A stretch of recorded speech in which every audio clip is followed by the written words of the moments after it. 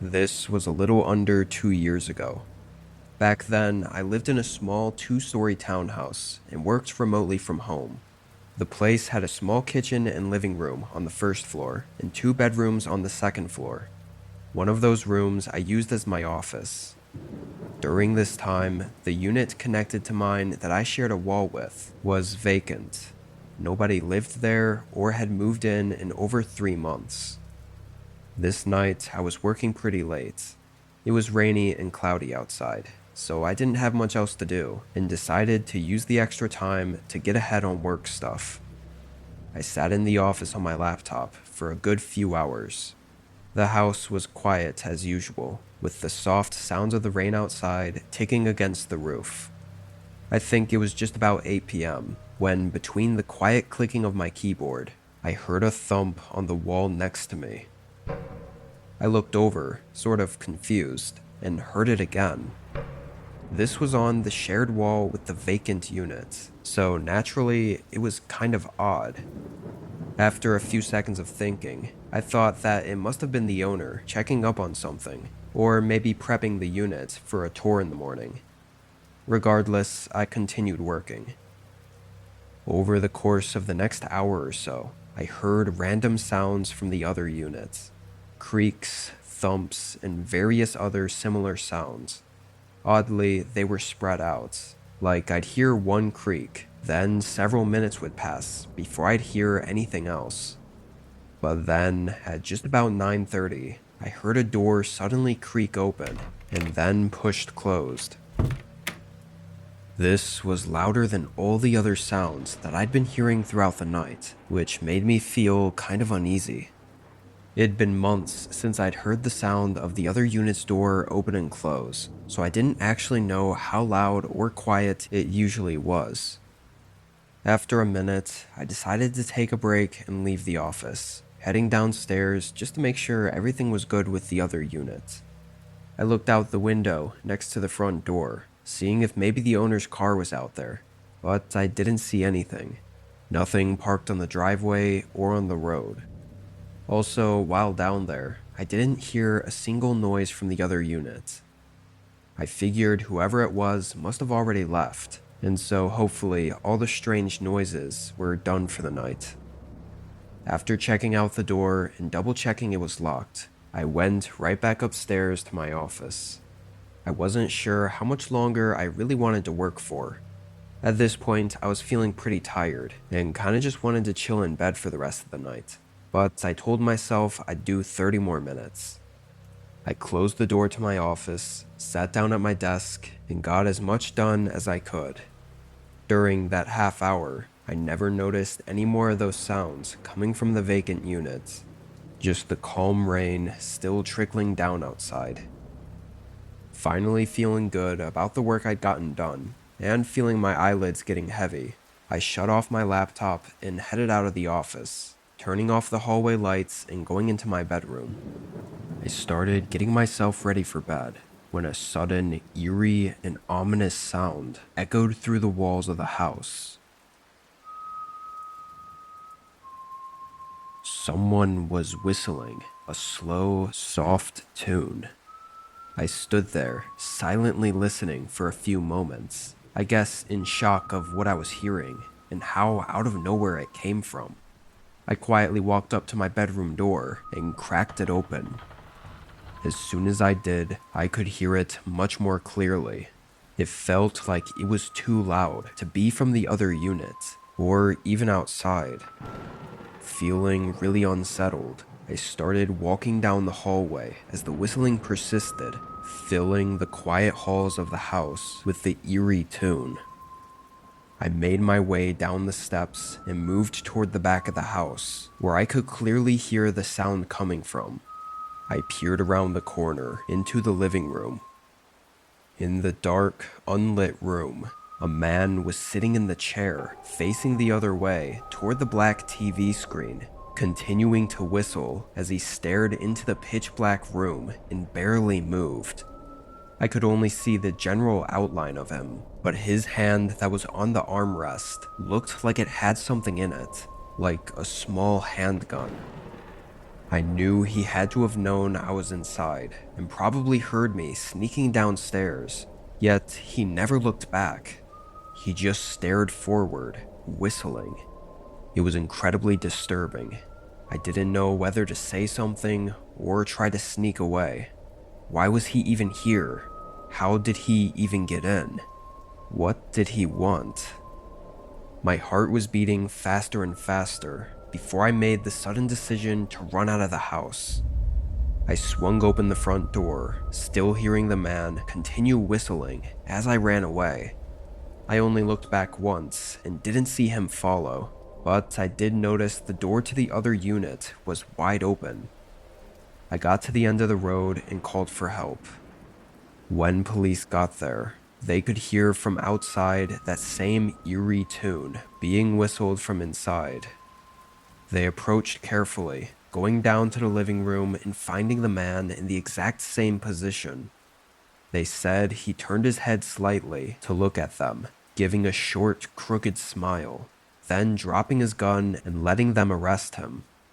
He basically spoke nothing of what he was doing or had planned to do, or why he was there. Some of the officers I talked to thought he might have been trying to get arrested for some reason. But strangely, there's no information on the guy. No matching fingerprints or identification of any kind. And without him being cooperative, they had no way to find out who he really was, or if he had any kind of mental illness that could be behind all of it. I don't know what other ways that night could have gone down, but even thinking about other possibilities makes me uneasy. Every once in a while, though, I still hear that same eerie tune being whistled in the middle of my dreams, making me wake up in a panic, thinking he could be back.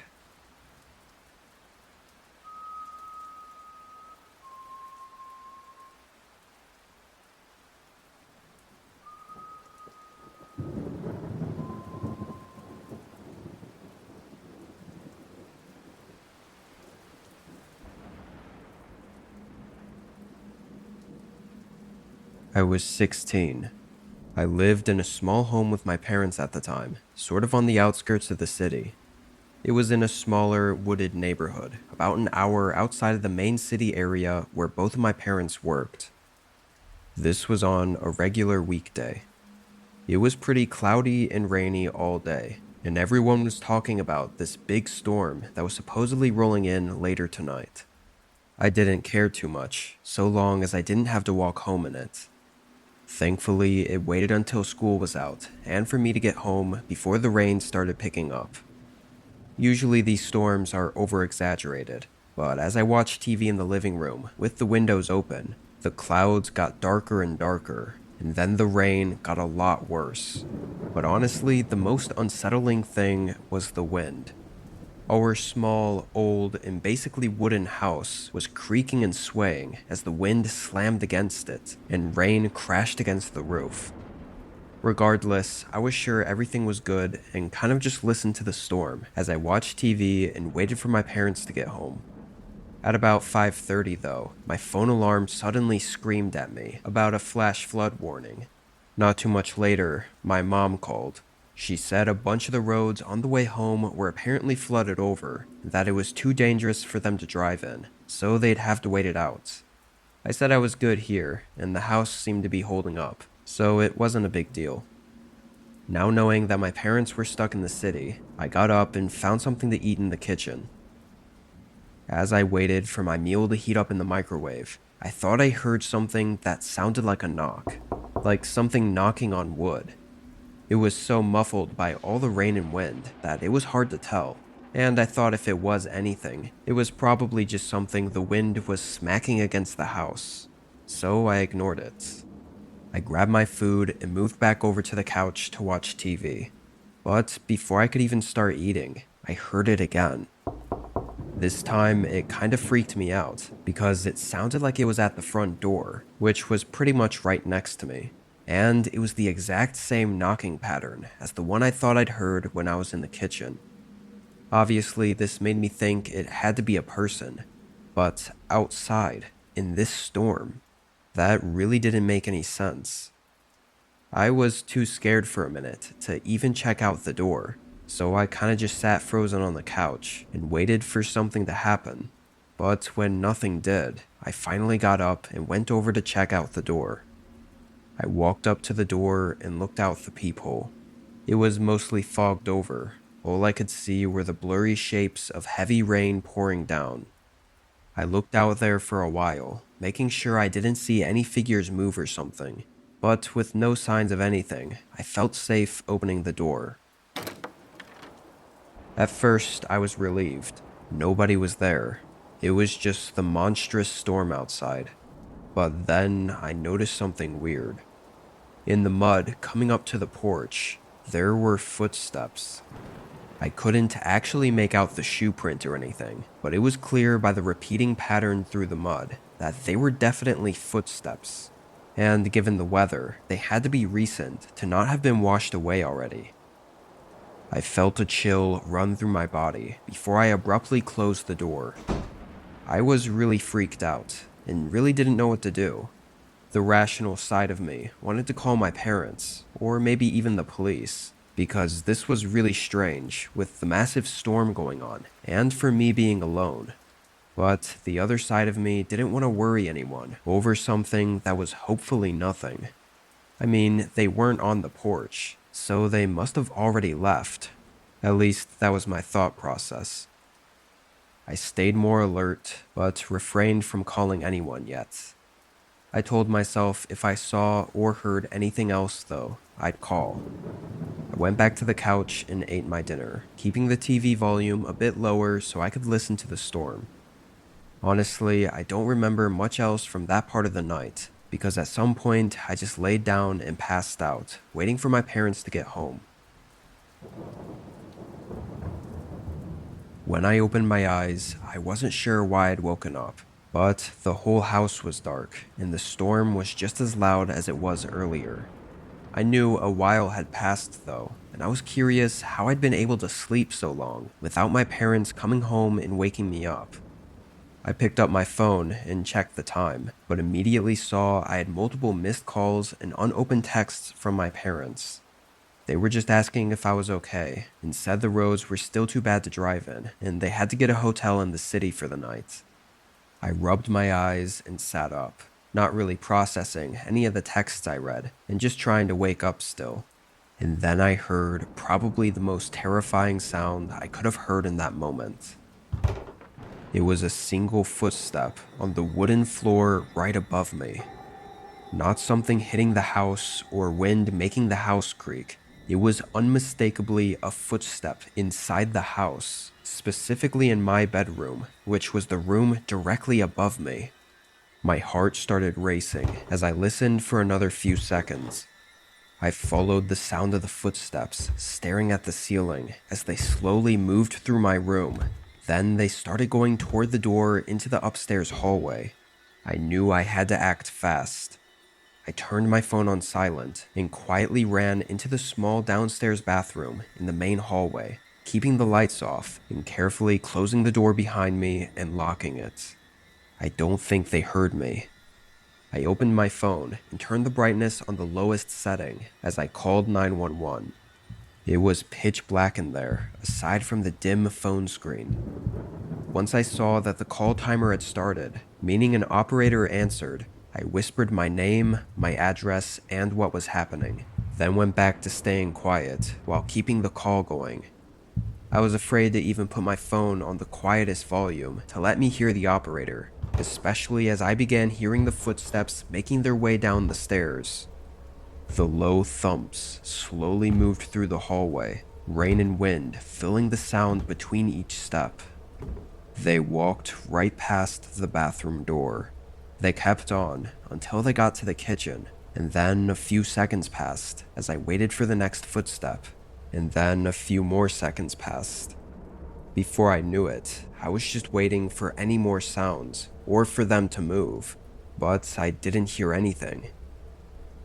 Several long, agonizing minutes passed until a sudden bang at the front door sounded and police called out. I ran out of the bathroom and opened the door, but it was apparent by the lack of any other sounds inside the house that the intruder was gone. The sliding back door was cracked open, leaving the eerie evidence of their absence. Likely, the sound of them breaking inside was drowned out by the heavy storm, keeping me asleep. However, that could actually be the reason that I'm still here today. Whoever the intruder was seemed to only go through the hallway, upstairs, and into my bedroom, so me staying asleep on the couch and not making myself known was probably for the best. Disturbingly though, it seems clear that they were looking for me. What's really unnerving to think about, even today, years later, is that I never saw the person, so I literally know nothing about them. Whether they're a man or woman, teenager or adult, someone I knew, or someone I didn't know. Or worse, someone that I didn't know, but that knew me.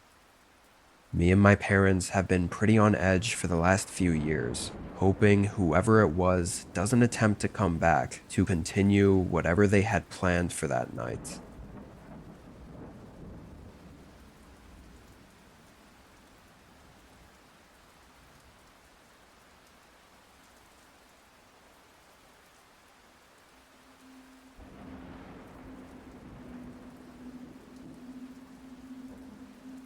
I live alone in a pretty quiet, cozy neighborhood in a suburban town outside of a small city. I'd been there for several years and really had no issues with it. I knew most of my neighbors and felt like our town was just really quiet and calm. Nothing much ever happened, and I was able to just live my life in peace. This was in the middle of spring. I'd gotten out of work after a long 12-hour shift, driving home in the dark around 9 p.m. The roads were empty and the neighborhood was still and dark, as most people had been hunkered down inside from the pouring rain for the past several days now. I pulled into my home and went inside, warming up some leftovers in the oven and resting on the couch as I settled in for the night.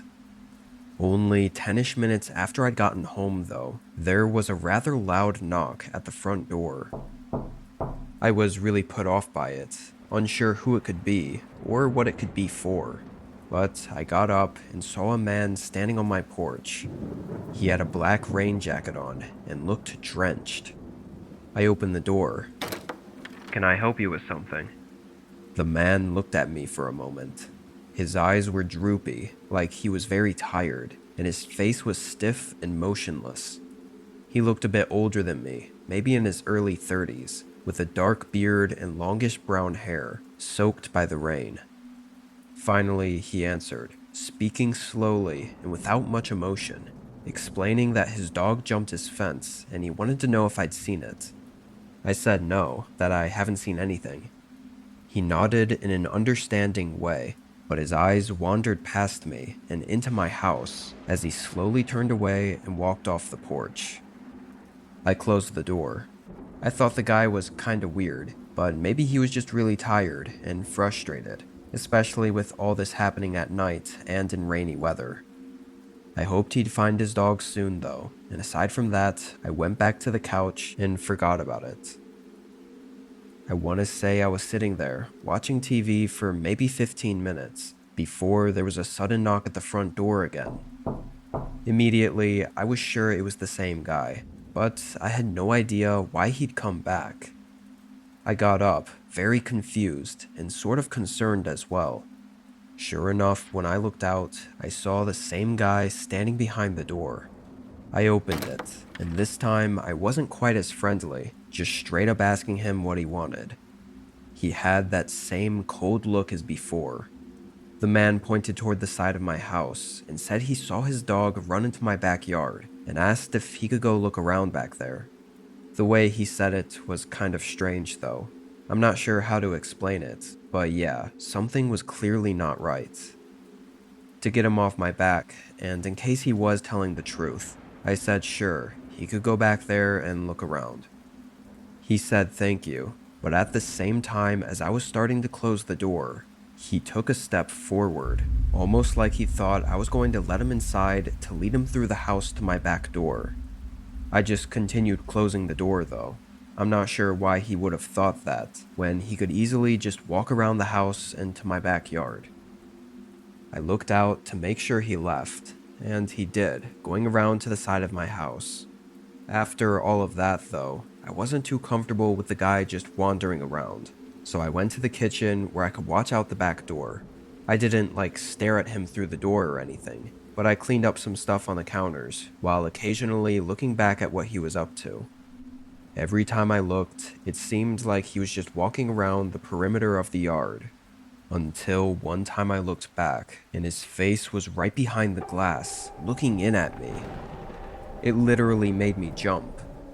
I yelled through the glass, asking what he wanted. He called out, asking if his dog was inside my house. What the hell was wrong with this guy? I sternly said no, clearly showing that I was getting impatient with him. But the man kept asking, wanting me to let him in the house to look around for his dog. He'd bang on the door every time I wouldn't answer. I could see it in his face that he was getting unnervingly angry at the fact that I wouldn't let him in. It was getting kind of horrifying. As he kept hitting the door and yelling at me, I called the police.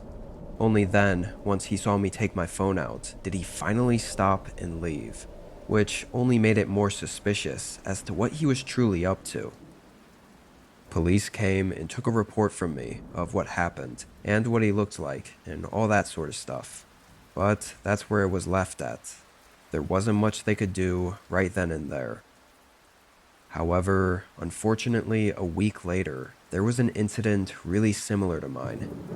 It's unclear if he forced his way in or was just allowed inside by the victims, but the story was almost exactly the same as what happened to me. A man came knocking on their door, looking for his dog, only for it to take an awful turn. It makes me even more disturbed by that night the man came by my place, doing the same thing. Had I listened to him, or been any more willing to help, I could have suffered a similar fate to the others.